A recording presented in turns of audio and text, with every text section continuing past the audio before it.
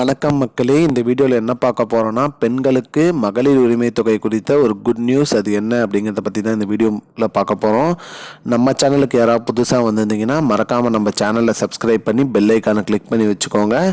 இந்த வீடியோவுக்கு ஒரே ஒரு லைக் பட்டனை மட்டும் கிளிக் கொடுத்துருங்க. வாங்க வீடியோக்குள்ளே போகலாம்.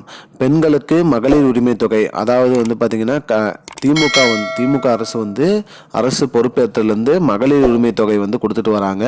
இதில் தகுதியான பெண்களுக்கு மட்டும்தான் மகளிர் உரிமை தொகைன்னு சொல்லி அது விண்ணப்பம் அனுப்பிச்சதில் தகுதியை பூர்த்தி செஞ்சு அவங்களுக்கு மட்டும்தான் கொடுத்துட்டு வராங்க.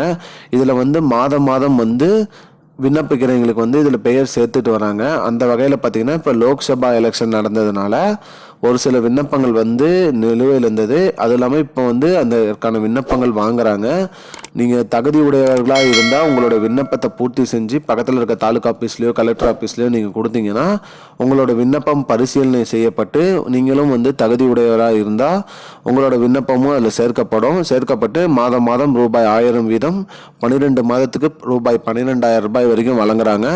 இந்த திட்டத்தில் சேர்றவங்க மறக்காமல் உங்கள் விண்ணப்பத்தை பூர்த்தி செஞ்சு உங்கள் பக்கத்தில் இருக்க தாலுக்கா ஆஃபீஸ் இல்லை கலெக்டர் ஆஃபீஸில் நீங்கள் கொடுத்தீங்கன்னா இந்த திட்டத்தில் நீங்கள் ஜாயின் பண்ணி பயனடையலான்னு சொல்லி அமைச்சர் உதயநிதி ஸ்டாலின் அவர்கள் சொல்லியிருக்காரு.